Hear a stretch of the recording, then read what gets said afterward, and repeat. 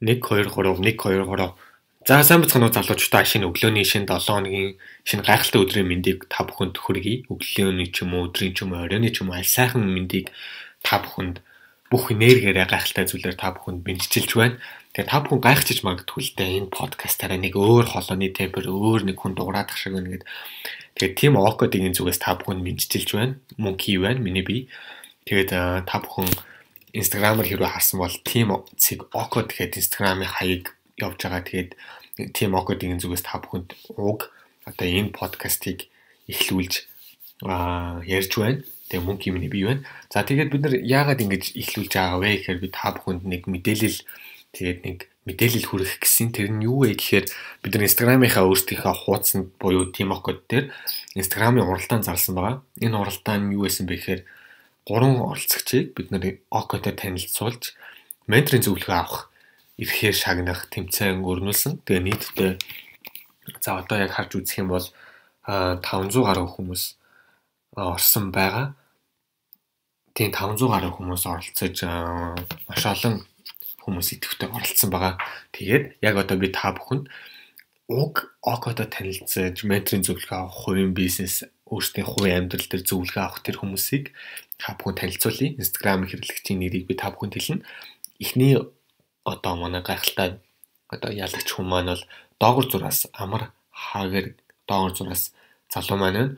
За дараагийн хүн маань уран заяа доогор зураас Баатар гэдэг Инстаграм хэрэглэгч бүсгүй маань байна. За хамгийн сүүлийн 3 дахь хүн маань бол Үнтэй гэдэг Фэйсбүүкийн Инстаграм хэрэглэгч маань авсан байна. За тэгээд амар хаагэр уран заяа доогор зураас Баатар Үнтэй Инстаграмын хэрэглэгчид маань төрүүлсэн байна. За та бүхэнд маш одоо баярыг хүргэе. Тэгээд Инстаграм уралдаанхаа ялагчид та бүхэнд зарлалаа. Амжилт хүсье залуучуудаа. Тэгээд том удаа та бүхэндээ холбогдоод OkoD та бүхэн танилцаад хувийн бизнес, ажил төрөл бүх зүйл дээр менторын зөвлөгөө авах боломжийг бүрдүүлэх болно. Баяртай залуусаа. Йоо, team OkoD байлаа. Сэмэцгэн сонсогчдоо та бүхэндээ шинэ 7 хоногийн мэндийг хүргэе. Намайг Oko гэдэг. Тэгээ та өнөөдөр OkoD experience-ийг сонсох гэж байна. Тэгэхээр 7 хоног болгон би яг энэ подкастаараа дамжуулж өөрийнхөө Facebook дээр явуулдаг live-д Oko нэвтрүүлгийнхаа аудио хэлбэрийг танд хүргэх болно. Энэ нэвтрүүлгийн хөвчлэн миний өдөр тутам хийдэг ажил болох гарааны бизнесүүд, олон улсын болон Монголын шилдэг үүсгэн байгуулагчид гарааны бизнесүүдээс сурсан зүйлээ ярихаас гадна мэдээж яг тэр гарааны бизнесийг үүсгэн байгуулан явж байгаа хүний entrepreneur хүний хувьд бид нэр хэрхэн өөрсдийгөө хамгийн оптимал төвшөнд нь авч явах вэ? Өөрийгөө хэрхэн хакердах вэ? Бүтээмжээ яаж өсгөх үү гэх мэт сэдвүүдээр ярих болно. Та бүхэн хэрвээ аудиог сонсож явах үед бас би асуулт гэж олон хэлэх болно. Харамсалтай нь тэр нь зөвхөн Facebook live-ыг үзэж байгаа хүмүүс зориулж хэлж байгаа. Тэгэхдээ сонирхолтой асуултууд гарч ирдэг, хариулт нь ч гэсэн танд хэрэгтэй болов уу гэж бодож байна. Танд нэг ч гэсэн хэрэгтэй юмыг өнөөдөр сонсох нь байх гэж найдаж байна. Хэрвээ таалагдсан бол подкастын доод хэсэгт нь комент хэсгээ үлдээгээрэй, бас ревю үлдээхээ битгий мартаарай. 1 2 3 Alright. За сайн байцгаана уу? Бүгдээрээ сонсож байна гэж ахшваа. Өнөөдрийн мэндийг хүргэе. Өнөөдөр дахиад сан дээрээс лайв явж байна. Яа тэгэхээр би явууллын хоорондоо хийгий шийдээд ямар ч гэсэн энэ 7 хоног алгасчихгүй хүн шиг нэг дугаараа хийе гэж удаа хийж байна. За мэдгүй байгаа хүмүүст нь Gamma гэдэг Монголын Health and Wellness гэдэг эрүүл мэндийн тэгээ хувь хүний өөрийнх нь потенциалд нь хүрэх гэж орж байгаа технологийн компани байгаа. Монголын стартап. Тэгээд Gamma-гийн пэйжээр дамжуулж бид нэр 7 хоног болгон янз янзын хэрэгтэй болов, сонирхолтой болов гэсэн нэвтрүүлгүүд, контентуудыг ингэж хийдэг байгаа. Лайвуудыг хийдэг байгаа. За тэгээд тэрний нэг лайв нь болохоор Live-д Oko гэдэг өнөөдөр үзэж байгаа.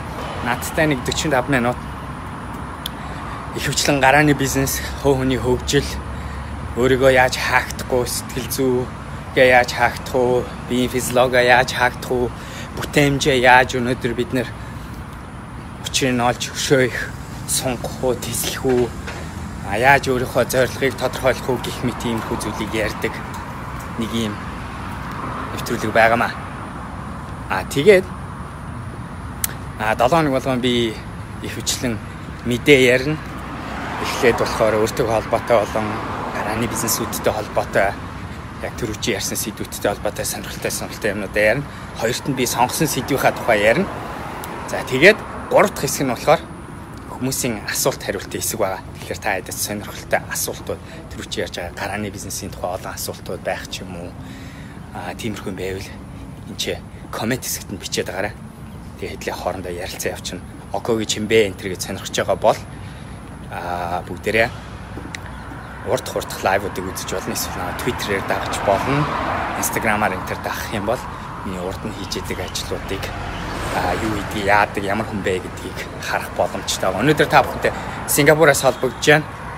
Би өнөөдрийн энэ жил анхудаага Сингапурынхаа squashing нээлттэй буюу Open Singapore Open тэмцээнд оролцож байгаа юм. Тэгээ одоо удахгүй энэ ч 2 дахь өдрийнхөө раундд орон өчигдөр хожигдсан. Нилээн гайгүй тоглосон гэж бодож байгаа. Гэхдээ тийм хожиж чадаагүй. Тэгэхээр өчигдөр хожигдсан. Өнөөдөр тэгээ 2 дахь тоглолт маргааш өглөө эрт. Өнөөдөр тэгтээ харамсалтай нь тэмцээн ингээд хагас хаяад явж байгаа. Яагаад вэ гэвэл маргааш Монгол явж байгаа. Монгол очиж нэг хэд хэдэн компани уулзалтууд, гамагийн уулзалтууд болон бусад ажлуудаа хийн. Тэгэхээр та бүхэнтэй мобайлаар өнөөдөр энэ тэмцээнийхээ ишигээ явж байгааг ашиглаад эндээс холбогдож байгаа шүү. Тэгээд энэчээс холбогддог энд би өөрөө Америкийн нэгдсэн улсын Texas гэдэг компанид бүтэн цагаар ажилладаг хүн байгаа.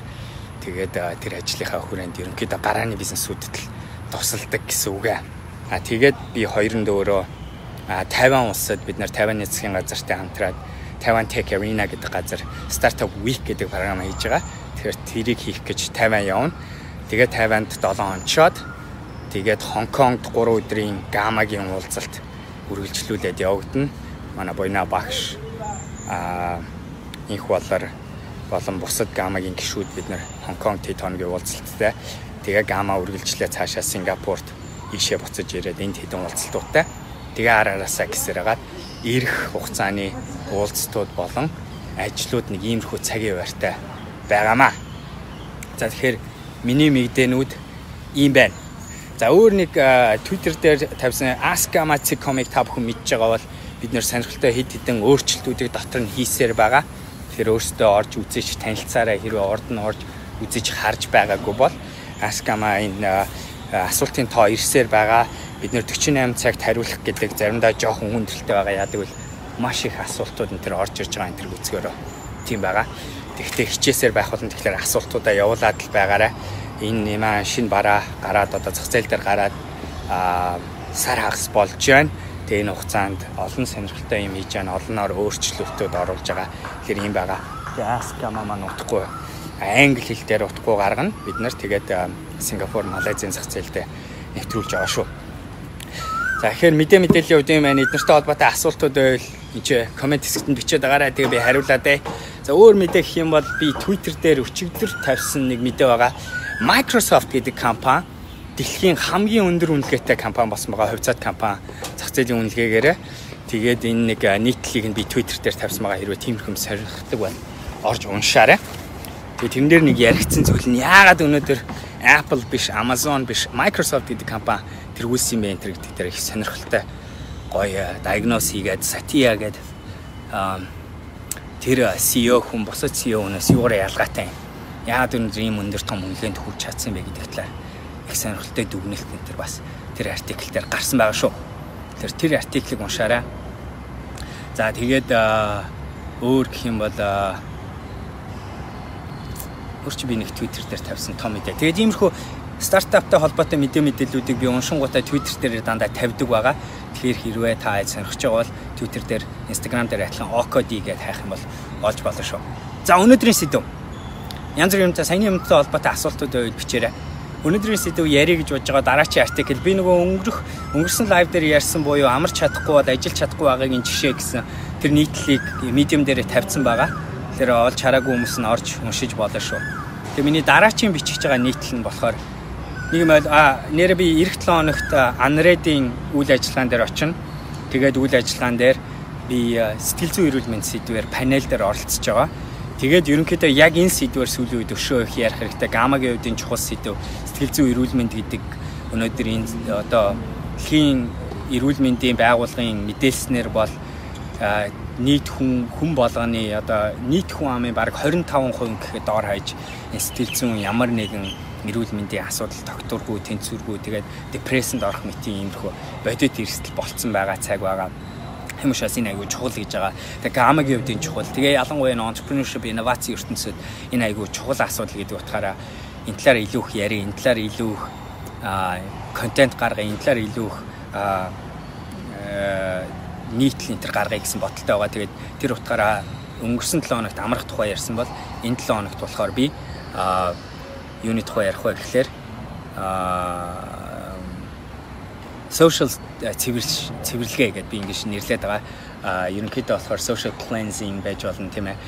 Social ертөнцөөс салах, бас их mental health-тэй бүх холбоотой юмны өөрийнхөө хийж байгаа, өөрийнхөө амьдралд хийж байгаа өнгөрсөн 7 хоногт би нэг хэдэн хаакууд ярьсан бол энэ 7 хоногт бас яг энэтэй холбоотой энэнийг нийтлэл болгож бичиж гэж бодоод өнөөдрийнхөө сэдв болгож тавьж байна. Тэгээ ерөнхий санаа нь бол би сая хэллээ энэ сэтгэл зүйн эрүүл мэнд гэдэг бол маш чухал асуудал байгаа. Тэгээ энийг бид нэрсээ тоодгүй өнөөдөр нийгэмд нэг юм буруу үзэл бодол байгаад байгаа юм шиг байна. Тэгээ тэрийг яг үнийг хэлээд үүсгэсэн хүмүүсийн ялангуяа стартап ертөнцид үүсгдэг энэний тухай ярьдаг байсан хүмүүсийн нэг нь би буруутай хүмүүсийн нэг нь гэж бодож байна. Тэгээ одоо энийг оройтоогүй дээр нь өөрийгөө ойлгоод өөрийгөө засч эхэлж байна. Тэрнтэй адилхан бусдыгаа бас засч эхэлж энэ зөв хандаж эхлэсэй гэж байгаа санаа нь бид нэр яг өнөөдөр биений эрүүл мэндээ, сэтгэл зүйн эрүүл мэндээ, ажлын бүтээмжтэйгээ шууд холбоотой гэдгийг ойлгоод тэгээд урт хугацаанд өнөөдөр эрүүл мэндийн бүх юмтай шууд холбоотой гэдгийг ойлгоод бид нэр энэ дээр ажил руугаа ханддаг шиг чухал хандаж эхлэе гэсэн ийм яриа бодлыг өрнүүлж эхлээд ингэ явж байгаа шүү дээ тийм ээ.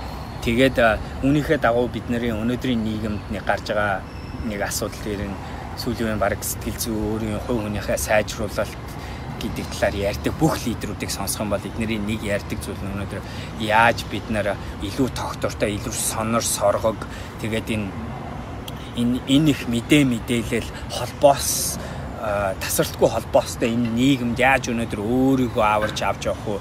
Яаж сэтгэл зүйн өшөө эрүүл байдалтай байх вэ энэ дээр нэг яригддаг зүйл нь энэ social infinity буюу энэ social гэж нэрлэдэг энэ одоо энэ миний хийж байгаа энэ Фэйсбүүк, Инстаграм, Твиттер, LinkedIn, Snapchat, TikTok одоо энэ бүх бидний имэйл энэ төр бидний анхаарлыг байнга татаж байдаг энэ social зүйлүүдээс яаж өөрийгөө аврах уу гэж баг хэлж болох юм байна. Гэхдээ хоёрт нь яаж энийг өнөөдөр амьдралдаа би өөрөө удирдах уу, тэднэрт удирдах биш, би өөрөө яаж энийг удирдах вэ гэдэг талаас нь айгүйх яригддаг байгаа. Тэгээ social cleansing одоо энэ social ертөнцөөс тодорхой цагийн хуваарьтайгаар амралт авах энэ төр гэдэг бол одоо яах аргагүй хүн болгоны зөвлөдөг маш их хэрэгтэй бидний амьдралд хэрэгтэй одоо зөв хооллохтой яг л адилхан ийм чухал асуудал болцсон байгаа. Тэгээ энэний талаар өнөөдөр ярьж байгаа шүү. Тэгээд би та хэдэд өнгөрсөн лайвыг үзсэн бол би утсан дээрээ хийсэн шинэ өөрчлөлтөө таад харуулсан. Тэгээд ерөнхийдөө бол та хэрвээ амралтанд явсан бол эсвэл одоо хөдөө энэ сүлжээ мүлжээгүй орчинд байх үед ч юм уу эсвэл гар утасны чи батарей дуусах үед энэ төр юу болдгийг бид нар бол бүгдээр мэдж байгаа. Өнөөдөр яадгүй гэхээр допамин мэтийн тэр биенд байдаг энэ бодисууд маань яагаад ялгардаг вэ? Юмыг хүсэхүйд илүү их ялгардаг. Таашаал авах үед биш юмыг хүсэхүйд илүү тэр юмыг хүсүүлдэг тийм гормонуудын нэг байгаа. Тэгээ энэ гормон ялгарх үеэр бид нар яадаг вэ гэхээр ингээ хүлээлт айгүй хүсдэг. Юмыг дандаа ингээ хүсээл урагшаа. Гэтэ яг авж байгаадаа сэтгэл хангадгүй зүгээр л дараачийн ийм зүйлийг хүсэлтийг өөртөө бий болгоо байдаг. Тэгээ энэ нөөрэ яадаг вэ гэхээр буцаагаад хүнд стресс болж эхлээд тэгээ тэр стресс нь яадаг вэ гэхээр нөгөө нэг буцаагаад буруу гормонуудыг ялгаж эхлэе. Тэр нь өнөөдөр явж биендээ бий болгох. Зүгээр л унтаж амрах энэ төр гэдэгтэй шууд холбоотой. Зүгээр тайван байж сурах, шийдвэрийг зөв гаргах энэ төр гэдэг олон бидний сэтгэл зүйн тогтвортой байдны шууд нөлөөлдөг ба. Тэгвэл өнөөдөр би growth hacking гэж ярьдаг хүн маань одоо ярьдаг хүний хувьд ч гэсэн би нэг мэдж байгаа зүйл нь ихэнх нь бидний ашигладаг энэ social платформуд чинь өөрсдөө яг хүний анхаарлыг байнга сорж байх ёстой тийм механизмтэй үүсгэгддэг технологи байгаа. Энэ бүр эрдэм шинжилгээнийхээ талаар ч гэсэн одоо Gladwell-ийн номноос ахгуулаад өөр одоо бусад одоо Hooked Near Isle-ийн ном зомноос ахгуулаад эдгээр ерөөсөө яадаг гэсэн сэтгэл зүйн төвшөнд нь эрдэм шинжилгээний талаас нь харж байгаад бидний сэтгэл зүй рүү дайрдаг. Тэгээ бидний тарих яаж ажилтгийг ойлгоод тэгээд тэрэнд зориулсан механизмуудыг үүсгдэг байгаа. Тэгэхээр нэг талаасаа ийм сошиал гэдэг энэ нэг аюултай мундаг айгуугай давуу талаа тэгтээ бас айгуух сул талуудтай юм. Хэрвээ хэрэглэгч өөрөө энийг удирдах сурахгүй бол энэ нь буцаад бидний амьдралд нөлөөлөх хор нөлөө нь айгуух байдаг болохоор өнөөдрийн social cleansing гэдэг зүйл. Social cleansing гэдгээр ер нь юу яриад байна вэ гэхээр бид нар яаж илүү зорилготойгоор social media-г ашигладаг болох вэ? Тэгээ яаж энэс болоод anxiety буюу тэр нэг яана намаа лайк дарч болоо, коммент ирж байгаа болоо, энэ хүн намайг миний бичснийг уншиж байгаа болоо гэх мэт энэ хизээч биелдгүй нэг дүүрдгүй нэг хүлээлтэндээ удирдахдгүй болох вэ гэсэн ийм ярьж байгаа. Тэгээ энийг хийхин тулд яаж болох вэ гэдэг талаар өнөөдөр ярьж байгаа шүү. Тийм нэг ойлгомжтой байх гэж бодож байна. Тэгээд үгүй бол энэ ч комментэр бичээр санал нийлж гэнэ үү, нийлэхгүй нэ. Та social cleansing ч юм уу, social media-гаас салдгүй, цагийн хуваартай юу, таны өөрийн механизмд юу байна вэ? Энэ коммент хэсэгт нь бичээд байгаа хэдэлтэй хоорондоо ярилцъя. За нэг асуулт орж ирээ. Энэ асуултыг яс хариулъя. Бос хүмүүс нь асуулт байвал энэ коммент хэсэгт нь яс бичээд байгаарай. Цаг одоо 5 цаг 51 минут болж байна. Би энэ лайв одоо дахиад яг 6 цаг 10 минут хүртэл үргэлж нь яатлаар 6 цаг 30 минутаас би энэ тэмцээндээ орох хэрэгтэй. Тэгэхээр нэг дахиад 20 минут ярина. Тэгэхээр энэ хооронд энэ сэдвээр надтай санал бодол хуваалцаад ярилцаарай. Коммент хэсэгт нь бас бичээд хариулт аваарай. Хэлээ ярилцъя. Окей. За, L Franke. Hi Oko. Хөгжөлтэй маягийн асуулт сууя. Монголоос өвөл гадаад руу явахдаа тэр орондоо очиод утаагаа яаж арилгаж байна вэ? L Franke айгу зөв асуулт байна та. Монголд очиод би одоо очин тийм ээ. Маргааш орой Монголд очин. Тэгээд хувцснуудаа би зарим нэг хувцаа Тайванд очиж ашиглах, зарим нэг хувцаа Гялгар утанд хийгээд явж байгаа. Тэгэхээр нэг амьдралын хак л байна л да тийм үү. Гялгар утанд хийгээд тэргээ сийлдэг байх хэрэгтэй буюу утаа агаар орохгүй болгоно. Тэгэхгүй бол хэдий тэр хувцс чамдаам дотор байсан ч гэсэн агаар дотор утааны үнэр шингэсэн байдаг болохоор буцаад би Монголоос нэсээ өөр оронд очиод тэр хувцсыг өмсөнгөд утаа үнэртдэг штэ тийм ээ. Тэгэхээр би нэгт болохоор тэгж яадаг. Хэрвээ Монголд өмсөхгүй дараа нь өмсөж байгаа бол Монгол би 23 хоног зарим нэг цамцыг өмсөхгүй байх. Тэгээ дараа чи хурал нээлтийн ажиллагаанд өмсөх хувцас Гялгар утанд авч явна. За нийтэн дээр нь. Хоёрт нь болохоор би Монголд хувцас өмсчих юм бол тэгээ би өөр орн руу дараа нь явах гэж байгаа бол тэр хувцас Монголд угаагаад нэмэргүй байдаг. Яа тэгэхээр хичнээн угаасан ч гэсэн хатаалтын үеэр энэ тэр угаалгын машин дотор байсан ч гэсэн утаа шингэчдэг юм байлээ. Тэгэхээр яадгүй гэхээр би Монголд хувцас өмслөө тэрийг шууд торрент хийгээд хэртэй байлгаж агаад өөр орондоо очиод угаагаад тийм өөр дараачийн газар очиод угаагаад цэвэрлж өмсдөг ба. Тэр тэгжил утаа тэгээ өөр гарандаа очиод угаангууд юу тэгээд мэдээж нөгөө detergent-ээс гадна үнэртэй юм хийгээд тэгэл цэвэршдэг шүү дээ. Тэгэл гайгүй болоод байх шиг байна. Гэхдээ ямар ч байсан хичнээн одоо Монгол цэвэрсэн ч гэсэн утаа бол байдаг юм байлаа, шингэдэг юм байлаа. Африка. За сэдв жоохон хүндчлөө. Гэхдээ нэг тийм сурсан. За өөр хүмүүсээ асуулт байна уу энэтэй холбоотой. За би social cleansing дээр өөрийнхөө хийж ихсэн нэг хідэн механизмуудыг ярьж эхлэе. Тэгээ зарим нэгэнд би өнгөрсөн 7 хоногт хийчихсэн тэр чөлөөр би яг энэ лайваар өнгөрсөн 7 хоногт тэрийг ярьсан байгаа. За нэгт нь юу байсан бэ гэхлээр би утсан дээрх би notification-уудаа бүгдийг унтраас бас нэг хоёр дахь зүйл нь Apple Watch дээрх notification-уудаа ихэнхийг унтраасан. Би утсан дээрх гэсэн бүгдийг нь биш шүү. Ихэнхийг унтраасан. За би юу үлдээсэн бэ гэхлээр Gmail-ыг үлдээсэн. Тэгээ WhatsApp-ыг үлдээсэн байгаа. Бусдын бол Facebook Messenger. Тэгэхээр би биш худлаа Grab гэдэг нөгөө такси авдаг юуг үлдээсэн. Тэгэхээр 4 application notification-ыг асааж үлдээсэн. Бусад notification бүгдийг унтраасан. За тэгээд энэ social төрүүчийн хэлдгээр энэ биеийн тархины ажилдаг горим тэгээд тэрнээс шалтгаалаад биеинд ялгардаг бодисуудаас шалтгаалаад ер нь юу байдг вэ гэхээр ихэнх сошиалтай холбоотой стресс, anxiety, хүлээлт тэгээд тэр нөгөө реакцуудаас гардаг байгаа. Тэгэхээр тэр notification-ууд чинь ерөөсөө ямар зорилготой байдг вэ гэхээр яг тэд нар л яг үннийг хэлэхэд өнөөдөр бидний дотор янз янзын тэр стресс үүсгэдэг, янз янзын сэтгэл зүйн өсөлт бууралтыг бий болгодог зүйл байгаа. Тэгэхээр хэрвээ тэднийг арилгаа хийчихвэл бид нарт эрүүл мэндийн хувьд, хүлээлтийн хувьд хамаагүй амархан болно. Тэгэхээр эхний алхам энэ social cleansing хийх гэдэг дээр заавал бүр social media-аас салхаасаа илүү өдөр тутмын горимдоо бид нэр яаж эхлэх вэ гэхээр тэгээд дуршиж үзээрэй хүмүүсээ хийдэг хүмүүс нь ичээ би хийдэг гэж бичээж үзээрэй тэгээд надад мэддэг дээрээ болж гэнэ болохгүй байна уу би ямар ч байсан хийж ихэлсэн нэг юм хэлчихье хамаагүй дээрсэн ерөнхийдөө тэр сошиал медиатай харьцах байдал маань нэгт нь хоёрт нь гэхдээ яг тэрнээсээ болоо би хоёр уулзалтан дээр харсан. Яг тэгэхээр би notification хараагүйгээс болоо календарынхаа notification-ыг унтраацсанаас болоод тэрийг хараагүй. Тэгэхээр яах ёстой вэ гэхээр унтраасныхаа эцэс чи өөрөө бас зарим нэг хэрэгтэй зүйлийнхаа notification-ыг хэрэгтэй зүйлээ өөрөө орж шалгадаг байх ёстой юм байлаа. Тэгтээ ерөнхийдөө бол одоо би уцаа ингээ хажуудаа тавина, хоолны ресторанд ороод карманда байна уу, ширэн дээр тавьсан байна уу, эсвэл одоо гадуур явж байхдаа ч гэсэн карман дээр тэр уцыг байн ингэж авах шаардлагагүй болж байгаа. Тэгээ би энийг нэг хянж байгаа арга нь болохоор нөгөө одоо iOS дээр нэг шин гарсан чи утсаа хідэн удаа харж байна гэдгийг тоолж болдог болсон байгаа. Өдрийн нийт хэрэглээний дундаж цагийг гаргадаг болсон байгаа. Гэх мэтийн зүйлээр би хэр их утастайгаа харьцаж байна тэр тоогоо багасгах, тэрэн дээр хяналт тэгж тавьж өөрийнхөө прогрессыг хэмжиж байгаа шүү. Тэр нэг арга нь notification-уудаа унтрах. Номер 1 арга. За номер 2 арга нь би өнгөрсөн 7 хоногт харуулсан. Миний утасны эхний нүрийг харах юм бол би бүгдийг аль болохоор цэвэрлээд зөвхөн ашигладаг хэдэн зүйлээ нэхийг ашигладаггүй аппуудаа 2 дахь нүүр, 3 дахь нүүрэн дээрээ тавьсан байгаа шүү. Тэгэхээр иймэрхүү байдлаар бас би утсан дээрээ ийм шинэ аргуудыг хийж байгаа. Тэгээ энэ бол одоо ингээ би өөрийнхөө хувьд уртаар биш богино хэмжээгээр яаж өөрөө сошиал дээр стресс болон anxiety-гаас салах вэ гэдэг нэг аргуудын хоёр аргуудын нэг энэ хоёр аргыг би таацтай ингэж хуваалцаж байна. Тэгээд түрүүс юм энэ нэг юм чинь гоё юм хэдийгээр ингээд зүрхний цохилдоо хэмжээ янз бүр хэрэгтэй юм. Иймэрхүү юм ухаалаг энэ wearable технологи ч бас адилхан бидний анхаарлыг байнга татж явах гэж үздэг. Бид нарыг байнга өөрийнхөө иргэшээлд ор байлгах гэж үздэг. Тийм ээ, бидний цагийг удирдах гэж үздэг юм механизм байдаг шүү дээ, тийм ээ.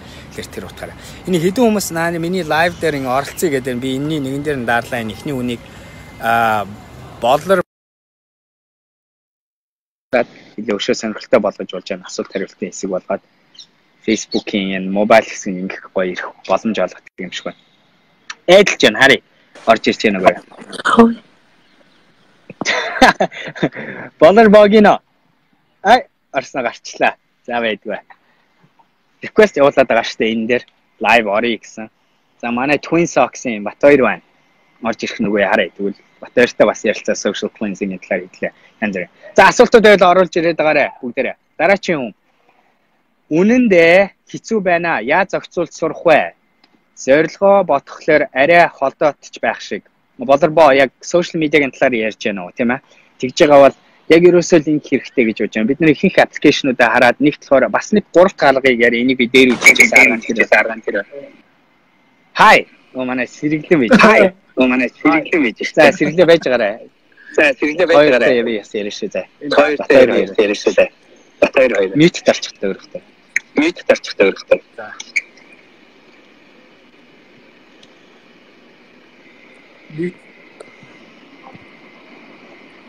За тэгээд ингэж байна. Нэг дээр тэгж юм юу байсан мэхээр би бүх аппликейшнуудыг харж байгаа. Аппликейшнуудыг харж байна ашигладаг надад янз янзын зорилготой аппликейшн тэгээд аль болохоор ашигладаг аппликейшнуудээс зорж арилгасан байна. Тэгин гутаа тэр үлдсэн хэдийгээ байнгын ашиглаад эхлээд тэгэл ер нь л бол аль болохоор тэгээ бас нэг юм энэ байсан шүү. Одоо чинь багийнхантайгаа одоо бид нар дандаа Facebook Messenger ашиглаж байгаа. Тэгээ тэгснээрээ яаж яах вэ гэхээр би аль болохоор олон төрлийн мессежинг платформ ашиглаж байгаа хүмүүсээ сургаж эхэлж байна гэсэн. Тэгснээрээ би өөрөө сошиал медиагаа өөрөө контролдох их боломж бас бий болж байна гэсэн. Тэгэхээр мессенжер дээр одоо Монголын баг бол баг тэр чигээрээ мессенжер дээр манай бусад орны багууд ихэвчлэн WhatsApp дээр энэ төр гих мэтэр би өөрөө энийг ингэж контролдож эхэлж байгаамаа. Тэгэхээр миний нэг арга нь энэ тэгээ болроо яг тэгш нэг хийж байгаа гэсэн. За дараагийн асуулт. Эрдэнэ хуйг дамдан аргачаа. Хай Око, social цэвэршилтэй юунаас эхэлсэн дээрвэ? Ялангуяа яаралтай мэдээлэл харах болгондоо social дотор нэг мэтэд сэлцэн давхиж байдаг. Аль болох офлайн байх уу? За, айгуу гоё асуулт байна. За тэгээд нэг хэдэн арга нь бисээ хэллээ шүү дээ. Эхлээд болохоор утсан дээрх үнэхээр ашигладаг зүйлээсээ салж ихэл хогноосоо салахтай яг адилхан аюул чухал болж эхэлнэ. Хоёрт нь түрүүчийн миний хэлдгээр утсан дээрх зохион байгуулалтаа өөрчилж эхэлнэ. Гуравт нь нотификейшнуудаа унтрааж эхэлнэ. Энэ аюул чухал болно.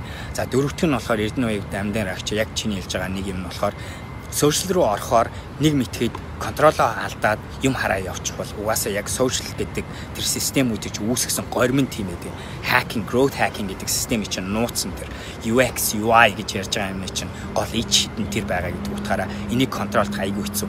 Тэгэхээр энийг контролдох нэг арга нь офлайн болох арга бол маш энгийн их зөв арга байдаг. Олон хүний заримдаа тэгж өөрийгөө контролж чаддаг хүмүүсийн ашигладаг арга нь бол яах аргагүй тэрний яадгүй гэхлээр тэр хүмүүс өөрийнхөө интернетийг цагийн хуваарьтай асаагаад ихэнх тохиолдолд унтраадаг байсан. Airplane mode дээр тавих ч юм уу. Эсвэл галбаар бүр датагүй болонгуудаа зөвхөн Wi-Fi-тай орчинд орж компьютер ашиглах, утасн дээр холбогдох ч юм уу. Гэх мэтийн аргуудыг, extreme аргуудыг ашигласан зүйлүүд байна. За бас нэг арга нь гэвэл эрдэнэ хоёроо дамдэр агчаа.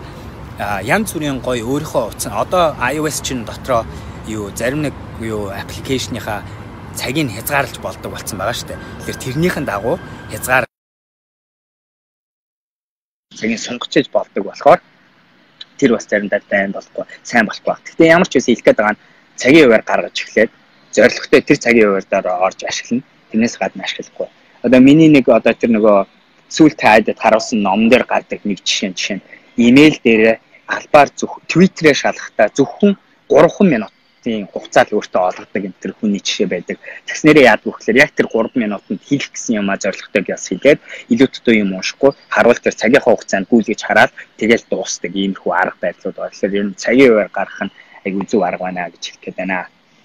За дараачих нь ялангуяа Фэйсбүүк. За яг Фэйсбүүк бол одоо ер нь бол ястай яг л зорилготой ороод гарахгүй бол за тэгээ Фэйсбүүк дээр бас нэг хийх юм чинь нөгөө хэрэггүй найзуудаас сална. За хэрэггүй найзууд гэж айгүй онцгүй байна. Гэхдээ ерөнхийдөө дотн байгаа биш хүмүүсээс салаад хувийн аккаунтаа одоо босод бизнесийн аккаунтаас салгаж сурах. Би одоо өөртөө пэйж үүсгэсэн чинь зорилго нь яг тэр байгаа. Би хувийнхаа хүмүүстэй харьцдаг хүмүүстэйгээ айлхоор хувийнхаа юмар харьцмаар байна. Тэгээд public page болохоор мэдээлэл хүргэх бусдтай мэдээлэл илүү гадагшаа чиглэсэн юм дээр ашиглаж байгаа энэ гэдэг утгаараа тэгэж бас Facebook-ийг мэдээ контролт нь арай багаснаа гэсэн үг тийм үү. За норов тулгаа ажилтай холбоотой сошиал хуудаснуудыг яаж зохицуулаад байна вэ? Яг саяны арга ажилтай холбоотой зүйлүүд дээр өөрөө орох, гарах цагийн хуваараа гаргачих юм бол тэгээ цагаа хязгаарчих юм бол хүн тухайн орж байгаа цагтаа их зоригтой орох болно. Тэгэхээр одоо юу гэдэг би Facebook-ийн энэ пэйж дээр ийм юм тавина л гэж байгаа бол яг тэр цагийн хуваарийнхаа дагуу ороод тэгээд тавина гэж орохоор чи хүн яадаг вэ гэхээр 20 минут орно гэж байгаа бол 20 минутын орохоос өмнө хамаг юмаа төлөвлөж байгаад ороод тэр 20 минутанда бүх хийх ёстой юмнуудаа хийгээд тэгээд цаг дуусаад гарна. Өөр нэг юм яг адилхан пэйжээр орж ирж байгаа хүсэлтүүд рүү хариу явуулна гэж байгаа бол цагийн хуваар гаргана. Тэрнийхээ дагуу ороод тэрэн дээр хариулна. Тэгээд гарна гэх мэт юм байна. Бас нэг юм нь юу байгаа шүү. Зарим нэг бас нэг зөв арга нь юу вэ гэхээр зарим нэг одоо энэ social media үнэхээр бизнесийн чиглэлээр ашигладаг. Ялангуяа customer service райгох ашигладаг бол тэрэнд нь зориулсан тусгай хүмүүсийг ажилд нь авч тавих бол маш их зөв арга байгаа шүү. Би одоо сүүлийн үед бодоод байгаа юм нь social media суугуудаа нэг хүнд бүр ингээ хариуцлага өгчих юм билүү гэдэг юм шинэ бодож байгаа. За манай албан байгууллагуудынх бол баг бүгдээрээ тийм болж байгаа. Social media digital manager гэдэг хүний нэг хийдэг ажил нь тэр байгаа. Тэрэн дээр гарч иж байгаа юмнуудыг авч хөтлөх, хариулах гэдэг зүйлүүдийг хийдэг гэх мэтийн ажлууд байгаа тийм ээ. За дараагийн асуулт. Цаг одоо 6 цаг болж байна. 4 минут болж би дахиад 6 минут хариулна. Тэгээд энэ чинь цагаараа энэ хажуудлага тэмцээн рүү орох гэж байна. Тэгэхээр өнөөдртээ ингээд дуусах social цэвэрлэгээ хүн болгон бид нар ямар нэгэн байдлаар хийх хэрэгтэй. Тэгвэл бидний цагийг хулгайлж байна, бидний анхаарлыг хулгайлж байна. Энээс болоо сэтгэл зүйн эрүүл мэндэд маш их хор нөлөөтэй талууд айгүй их байдаг. Тэгэхээр бид нар энэ дээр илүү зоригтой, илүү өөрсдөө удирддаг болцгоё гэсэн сэдвээр өнөөдөр ярьж байгаа шүү. Болорбоо Чайнад байна уу? Болдгүй юм. За Чайнад байна гэдэг нь Чайнагийн чинь гоё юм зарим нэг social media ороход их хэцүү байдаг шүү дээ VPN тийм үү. Тэгээд тэр чих гоё албаар аяанда гоё болчдөг. Тэгээд хитгэвтэй хятадтай юм асаа гэж жил төрлийн одоо TikTok-ийн хятадын хувилбар бол амар шүү дээ тийм ээ хятадтай. Тэгэхээр яг тэр үчи хэлж байгаа аргыг бодож үзэхээр болор богино дараа орно. За дараа ороорой. Боло сакура цэвэршилгээгийн шинэ үгөө өгөхийн анхудаага харлаа. Тийм баха. Би л ингээд зохиочлаа ерөнхийдөө cleansing гэдэг үгийг цэвэршилгээ цэвэр өөр хувилбараа хэлээрээ болорсаахгүй би ингээ өөрөө ингээ зохиогоод сая ингээ гаргачихж байгаа шүү. Байдгал болоо гэж бодож штэ. За дараачихын болорбогийн notification-уудээ сүүлийн үед off болгосон чинь өөрийн гэсэн цаг арай их гарч байх шиг санагдаж байгаа. За дундаж хүний би өөрөө нэг хідэн найзуудынхаа дунд нөгөө iPhone-ийнх нь хэрэглээнийх нь цагийг харсан. Минийх бол 7 хоногт нэг ойрцоор 3 цаг 30 минут байх шиг байлаа. Уцаа харж байгаа байдал нь гэсэн чи зарим нэг манай найзуудынх 7 цаг 8 цаг хүрч байгаа. Тэгээ бодоод үзээрэй бид нар чинь бүтэн цагийн ажилтан гэдэг хүн чинь 40 цаг ажилтдаг хүн байгаа шүү дээ 7 хоног 9-6 гэж ажиллаад. Тэгэхээр 8 цаг авч яах гэдэг чи тэр хүн 7 хоногийнхоо 5 өдрийнхөө 1 өдрийн бүрэн утсан дээрээ сууж яах гэсэн үг шүү дээ тийм үү 8 цаг сууж яах тэгэхээр энэний хор уршиг бидний бүтээмж рүү нөлөөлж байгаа байдал бол шүү дээ шууд батлагчсан маш их хортой маш их садаа болдог зүйл гэдгийг бид нар бол батал ойлгомжтой зүйл байгаа. Тэгээ өөрсдөө хянаарай гэж хэлмээр байна. iOS-ийн шинжилгээ бол утасны хэрэглээний цагийг харж болдог юм байгаа. Notification-уудыг харж болдог юм байгаа. Аль аппликейшнийг айгүй их ашиглаж байгаа нэтэр гэдгийг харж болох юм байна. Тэгээ тэрэн дээр үнслээд тухайн юмнууд дээр яг targeted байдлаар өөрийнхөө прогрессыг харж болно.